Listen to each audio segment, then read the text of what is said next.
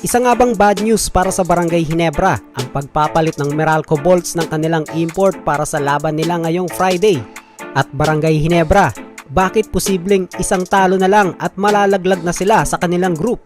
Yan ang pag-uusapan natin ngayon mga paps, pero bago ang lahat, kung isa kang Ginebra fan ay please like the video and subscribe na rin kayo for more Ginebra at PBA updates. Huwag na natin patagalin to. Tara, let's go!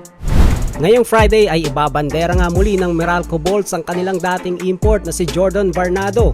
Si Varnado nga ang unang import ng Meralco Bolts, pero nagkaroon agad ito ng hamstring injury versus Phoenix Super LPG. Kaya naman pansamantala siyang pinalitan ni Antonio Hester. Pero ngayon ay okay na ang injury ni Varnado at siya na ang tatapos sa mga nalalabing games ng Meralco Bolts sa Governor's Cup. At ang buwena manong makakalaban niya sa kanyang pagbabalik ay ang Barangay Ginebra. Pero ang tanong mga paps, magiging threat kaagad kaya si Varnado para sa Barangay Ginebra? Palagay ko ay hindi pa, kasi masyadong matagal ang hinintay ni Varnado para gumaling ang kanyang hamstring injury. Kaya naman palagay ko ay medyo nangangalawang pa ito. At para naman sa Barangay Ginebra, ito ang laban na hindi dapat nila ipatalo. Dahil actually, lahat ng laban na natitira para sa kanila ay hindi sila pwedeng matalo kasi delikado talaga ang kanilang sitwasyon sa standing. Halos dikit-dikit sila sa Group B. Pero ang problema, wala sa top 4 ang Barangay Ginebra kasama ang Meralco Bolts na parehas nangungulelat sa kanilang group.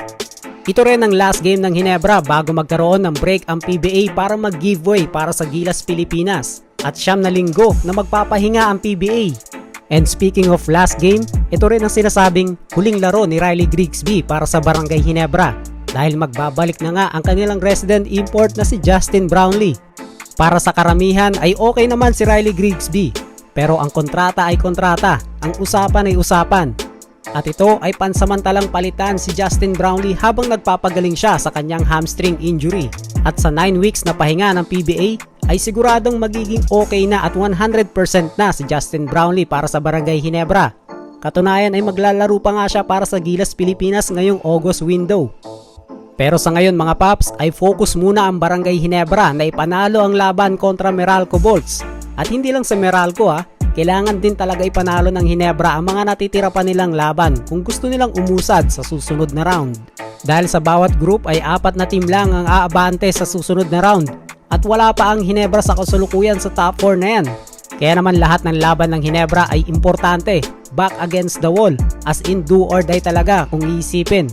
Pero mga paps, dito magaling ang Barangay Ginebra na kapag nape-pressure sila ay dito lumalabas ang tunay nilang laro.